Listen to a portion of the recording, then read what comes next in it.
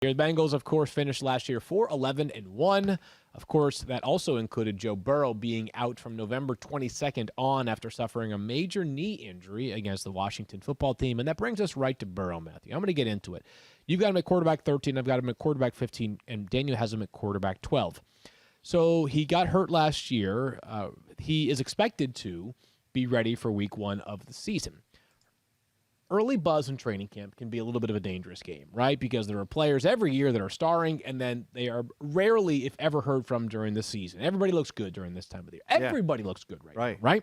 Quintez Cephas looks good right now. Looks good. But there are also occasional reports of a player who doesn't look very good. Right. We haven't seen many of them, but there's been some pessimism surrounding the start of Kenny Galladay's tenure in New York. Sure. And most recently, there was a write-up on The Athletic that outlined some of the struggles the Bengals are having right now offensively and noting that Joe Burrow doesn't quite look all the way back yet. Does that concern you? And then, if depending on what the answer is there, what's your outlook for Joe Burrow this year? Because I think he is an interesting, and I don't mean that positively or negatively yet, quarterback going into the season. Right. So, first off, does it concern me? A little. Yeah. I mean, listen, it's August 5th. Okay, so we've got some time before games start counting. We've still got some time here. But Stefania, if she were here, one of the things she would say is the fact that, remember, she always talks about recovery time. And she always likes players coming off of ACLs that, or prefers them, I should say, somebody like Saquon, who's had a full year to recover. Remember, Joe Burrow got hurt in the middle of last year. Now, again, on track to return, but had less time to recover than somebody that might have gotten hurt in the preseason last year, game 1, game 2. I mean, I think he played 10 games, right? Burrow, I believe it was 10 or 11. Yeah, something like that. So there's less time to recover. The other concern here is, does it in any way limit his mobility? Not that he was ever Josh Allen or Kyler Murray, but he had a little bit of, he had a little bit of scoot, a little bit of Aaron Rodgers-ish, if you will. Could get you maybe 250 yards and 3 touchdowns on the ground over the course of a year.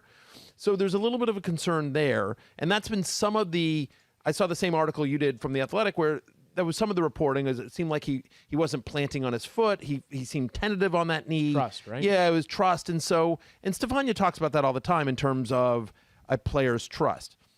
Having said that, here's the positives of Joe Burrow. Talented player.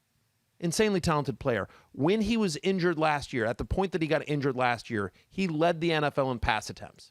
They were throwing all over the place because that defense was brutal. We don't expect that defense to be much better this year. And oh, by the way, they added Jamar Chase.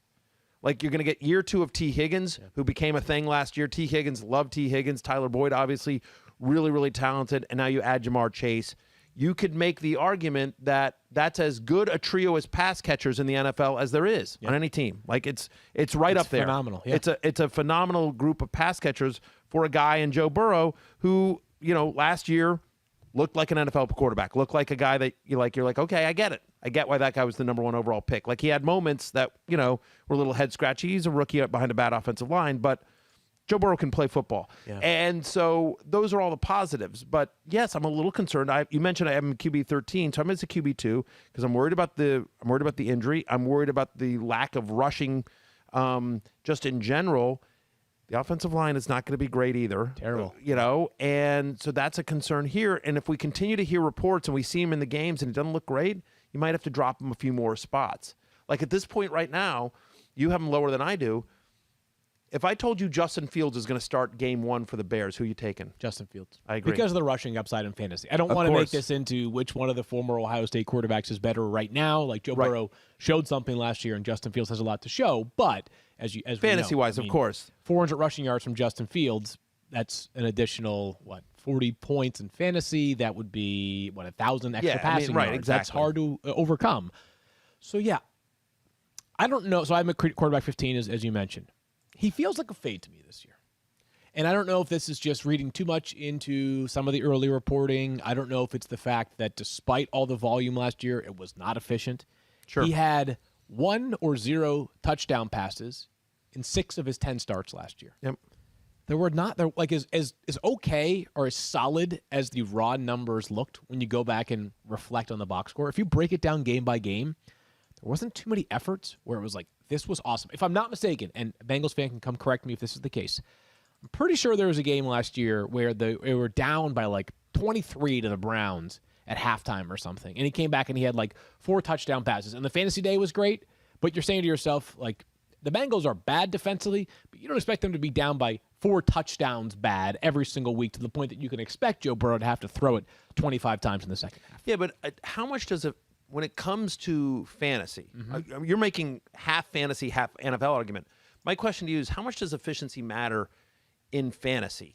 Again, I'm with you. Here's what it does to me. Okay. Is that when you have a quarterback outside the top 10 that you are either being patient on or making the case could leap into the top 10, there's a lot of competition. Sure. That Right? So I agree with, yeah. Matthew Stafford is an example of a quarterback that we've already talked about a little bit so far this week on the show. He's a little bit ahead of Joe Burrow, but in that same sort of tier, right? Potentially Justin Fields.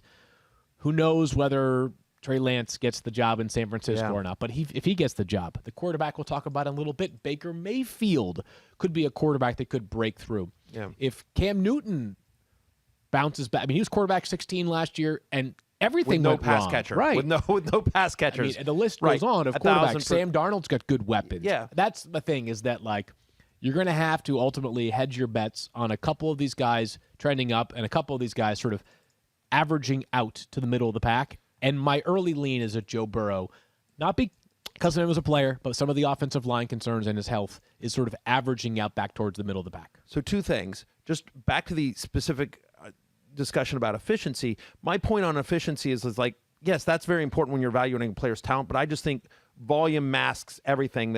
And I think the volume will be there for Joe Burrow. Yeah. I think he's going to have to throw a lot, especially, by the way, as we'll get to in a second here with Joe Mixon, there's questions about his health as well. So I think the volume will be there. And so while you prefer him to be more efficient than not, if he's chucking it 40 to 45 times a game, you know what I mean? Like, the numbers will be there whether it's pretty or not. Having said that, I agree with your assessment about the fade piece, because where he's currently going on ESPN is QB 11. That's his ADP. He's going in the 11th round, but he's going in the same range as Ryan Tannehill and Jalen Hurts. Yeah. And if you tell me which one of those 3 leaps into the top 10, which one of those 3 becomes a top 5 fantasy quarterback this year, Joe Burrow's last on that list. Right, I was going to say, I thought you were going to say Jalen Hurts, and I was like, well, Tannehill could be sweet too, right? So, Tannehill just added Julio Jones. Yeah, Tannehill was a top 10 fantasy quarterback last year and added Julio Jones. Jalen Hurts, obviously, we know about was a top 10 fantasy quarterback last year in the 4 starts that he made. So, yes, I mean, to me, I think he's a fade based on where he's going right now on ESPN. Thanks for watching ESPN on YouTube. For live streaming, sports, and premium content, subscribe to ESPN+.